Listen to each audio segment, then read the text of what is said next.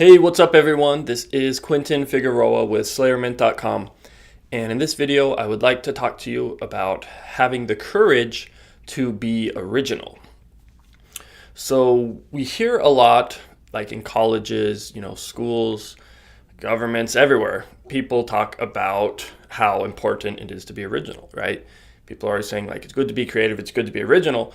But then when you actually kind of see what people are doing, when you look into their actions, people aren't original. And then when people are original, they get upset about it, and it's like a problem. So let's explore that a little bit and talk about this. So originality goes unnoticed by the world until that originality or that creativity amounts to something. Because when it's actually like the whole creative process being original, it's outside of the norm. It's outside of like what the median in the way that the society works is. So when somebody's doing something creative or original, it's you don't see it. It takes time for it to develop.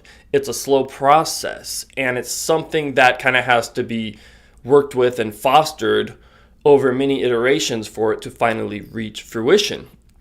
And people don't see that.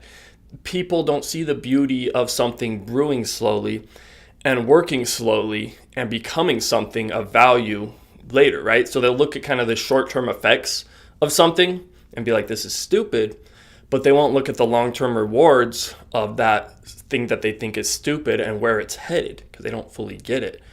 So you can't necessarily fake originality or creativity, right? You can't go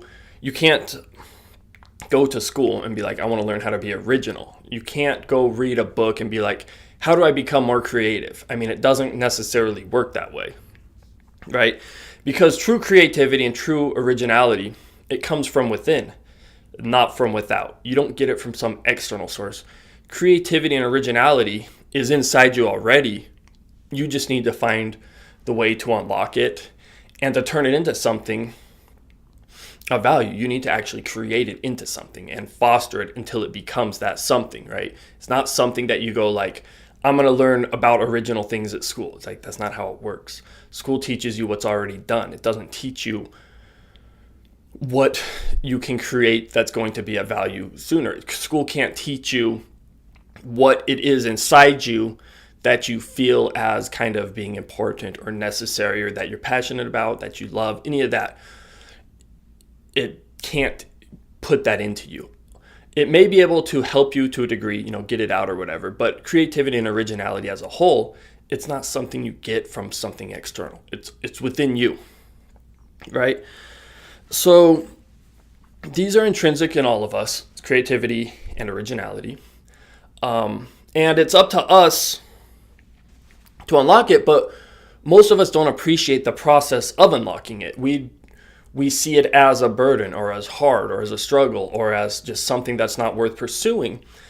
And so we bury it. We cover up what's original to us. We cover up creative ideas, and we never actually carry on with them to completion. We might start on something, 6 months in or whatever, we're doing something. Other people looking in from the outside like, what are you doing spending your time on that? It's so stupid. You're never going to get anywhere, right? I mean, we've all kind of faced stuff like this, or at least we fear this type of thing.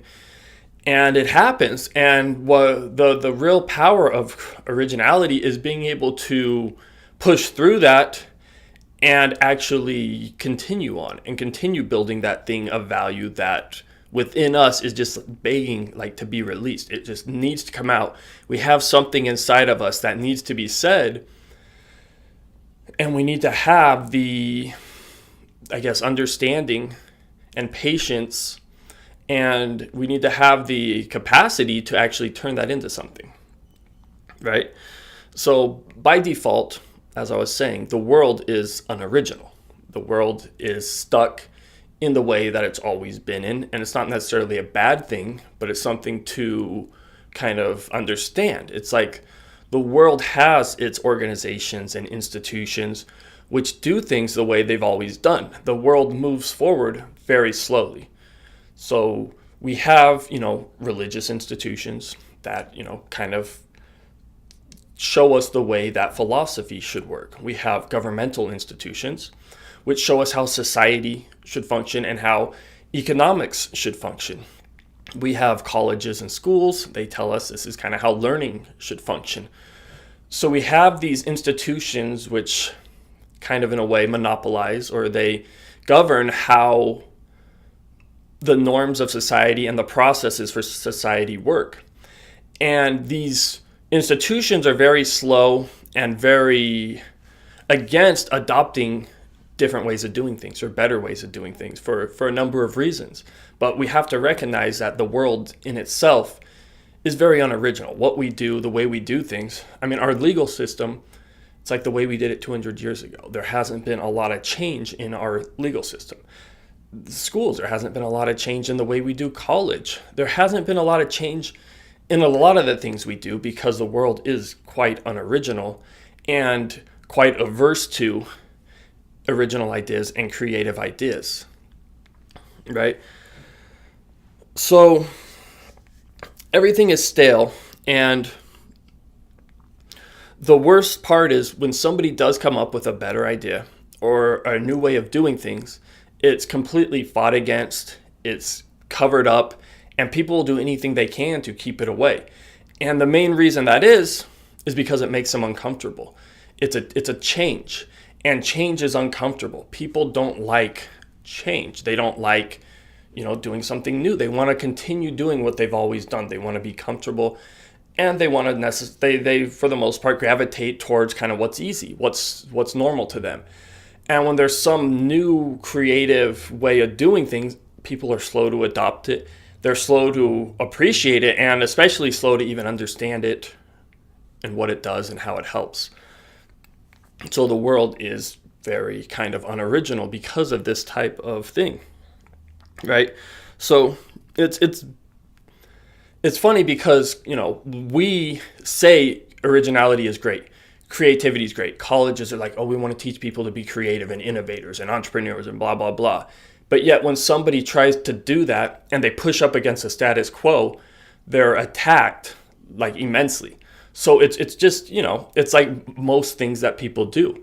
It's all talk. It's no action. It's just words. People are just saying crap, but they don't actually believe it. Because if they believed it, they would support the principles and the qualities and the aspects underlying true originality and creativity. They would appreciate change that's pushing up against the status quo. They would appreciate newer ways of doing things that might challenge preconceived, comfortable views. But they don't. People don't appreciate that at all. In fact, they fight against it as much as they can. People absolutely hate that. So when people say things, it's just words. They're just, they're just saying something to fit in and to be like everyone else, but they don't actually believe what they're saying because people don't support creativity or originality. They just don't. Very few people do. Okay, so we know that it's good to be original at a gut level. I think most of us kind of know that, but it's just when push comes to shove, we resist, right? We do everything we can to avoid it because, like I said, it's very comfortable to avoid it. At least in the short term, it's comfortable. Long term, we're not going to advance, or we're going to keep away things that could help us or be enjoyable to us or whatever. And it's costly in that sense, but people think very short term. They think very limited. They're very narrow in the way they see things. So we think that we're safe and secure by maintaining these unoriginal things that we have, but in reality, it's the opposite. There's a Seth Godin quote where he says, safe is risky. And it's totally true, because if you just sit there in your safety doing nothing, things are going to crumble around you. You're not going to advance. You're not going to ever innovate and improve your standard of living or any of this kind of stuff. You're never going to move things forward. You just sit there in your stale little environment. So in a weird way, we like the kind of safe, comfortable spot of not being original, right? And then we would prefer to just have governments and religious institutions and whatever else do the thinking for us, right? So then when something inevitably goes wrong, we can just blame them. We don't want to blame ourselves and take responsibility. So we just put it off onto somebody else to avoid that, because it's way easier to follow than it is to lead, right?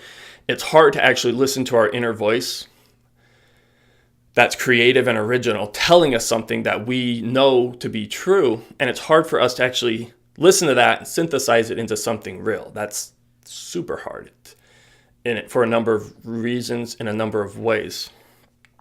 So we'd much rather tuck creativity up for another day, another week, another month, another year, or even another life. We just tuck it away, and we never pull out this inner voice that we have, and we never turn it into something real. We just bury it, cover it, and just leave it there laying dormant. And it's interesting, and it's quite sad. So if you look at some of the most creative people out there, some of the most original people, right? They were viewed as stupid and out of touch with reality, and people didn't recognize them as being helpful or amounting to anything until, of course, they did. Because, again, people can't see true creativity in its infancy. They only see the effect of it once it's actually happened. So like when Steve Jobs is chipping away trying to figure out like this computer stuff, what can we do with this? How can I make it work? People don't recognize that. When he's 20 years old, they're like, this guy's an idiot. This guy won't amount. He's just like everyone else. He's just whatever. And then once he actually accomplishes something, then people are like, oh yeah, of course. Yeah, he's a very smart guy. Oh yeah, of course. I knew that. And it's like that with everyone. And there's so many people like Steve Jobs that people just don't notice or appreciate or not give credit, but don't like push forward to, give energy to, and say like, so I support you.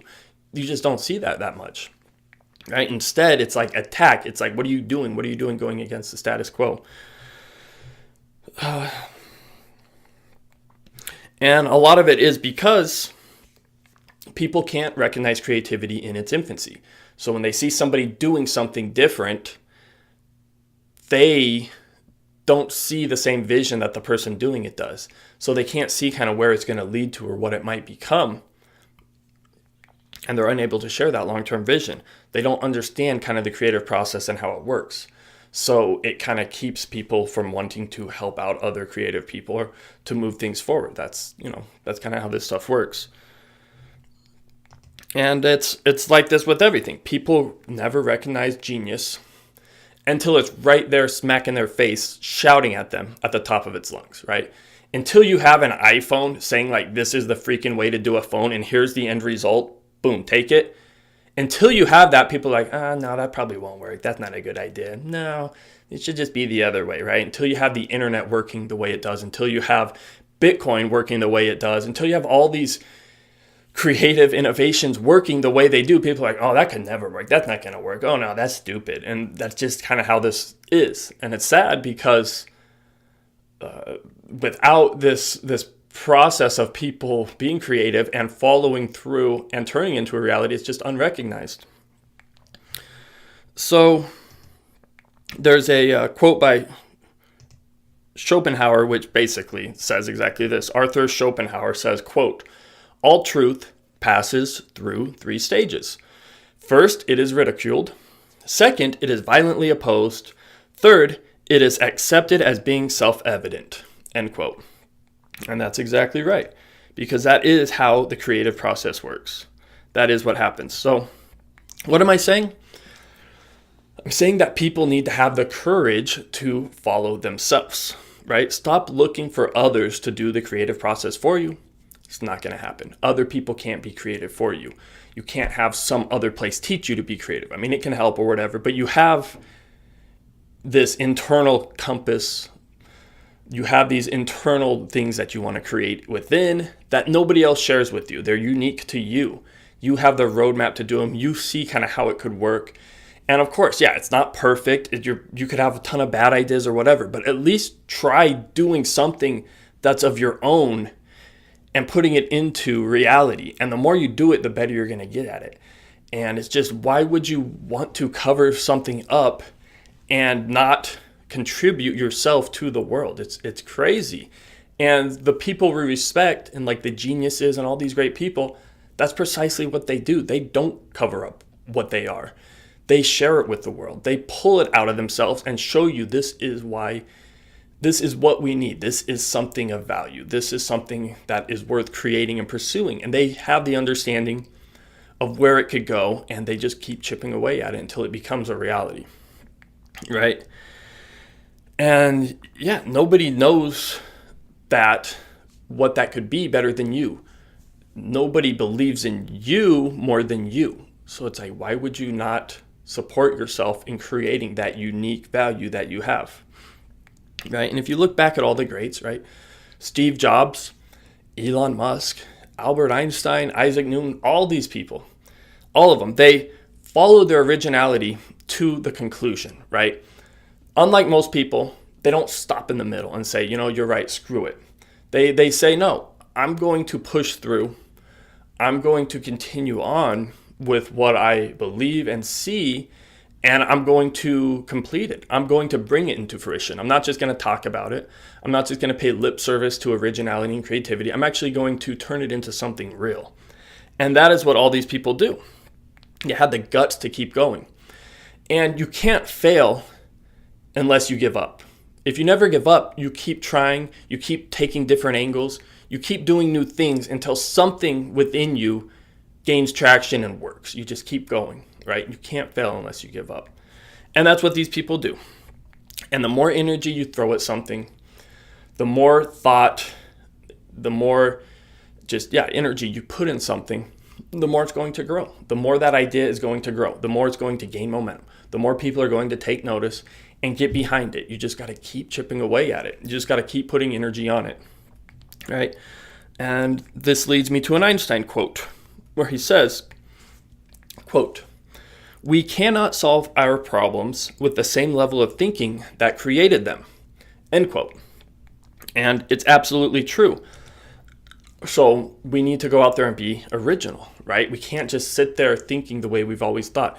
We need to rise above that current level of thinking we have and go up a step in order to raise the mean up. We need to raise it up by creating new ideas and being original and acting on them, right? And it doesn't matter what other people think. It's like, don't care what other people think, because most people, they don't have the capacity to recognize an original idea in its infancy anyway. So if they're going against it, it's like, well, who cares? They've gone against Steve Jobs. People have gone against Elon Musk. People have gone against all these people. It's like, who cares what other people think? If anything, you should continue on when they're against you. If they can't recognize what you're working on or see the vision, that's not a reason enough to stop doing what you're doing. It's like, you can listen to people and give you feedback, but everybody's always going to, for the most part, kind of shut you down and shun creativity. People are comfortable with the way things are, and they don't want things different. And most people can't recognize what a better reality is to begin with. But if you can and you see it, well, then who cares what people say? You do you, and you just keep going, right? I mean, you can let them misconstrue or belittle or not understand your passion. It's like, who cares about that? Just keep going.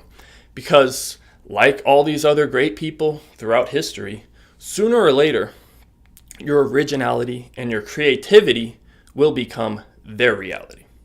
So, thank you for listening, everyone, and have a spectacular day. Bye-bye.